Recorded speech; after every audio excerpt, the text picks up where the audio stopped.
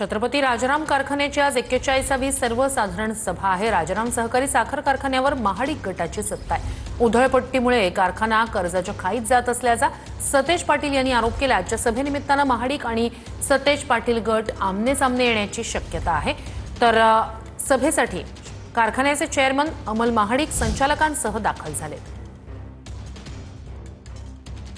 छत्रपती राजाराम सहकारी साखर कारखान्याची 41वी वार्षिक सर्वसाधारण सभा आज होत आहे। कसबा बावडा इथल्या कारखाना स्थळावर ही सगळी सभा होणार आहे आणि या सभेसाठी आता सभासद आहेत ते यायला सुरुवात झालेली आहे आणि या सभेच्या निमित्तानं पुन्हा एकदा महाडिक गट आणि सतेज पाटील गट आमने सामने येणार अशा पद्धतीचं वातावरण जे आहे ते निर्माण झालेलं आहे आणि त्यामुळेच आपण बघू शकतो सभेच्या ठिकाणी मोठा पोलीस बंदोबस्त देखील तैनात करण्यात आलेला आहे। राजाराम सहकारी साखर कारखान्याची आजची सभा गाजण्याची चिन्ह आहेत ती निर्माण झालेली आहेत आणि सभा कशी पार पडते, अध्यक्ष असलेले आमदार अमल महाडिक विरोधकांच्या प्रश्नांना कशी उत्तरं देतात हेच पाहणं महत्त्वाचं असणार आहे। Journalist Sunil Katkar, Bhushan Patil, TV9 Marathi, Kolhapur.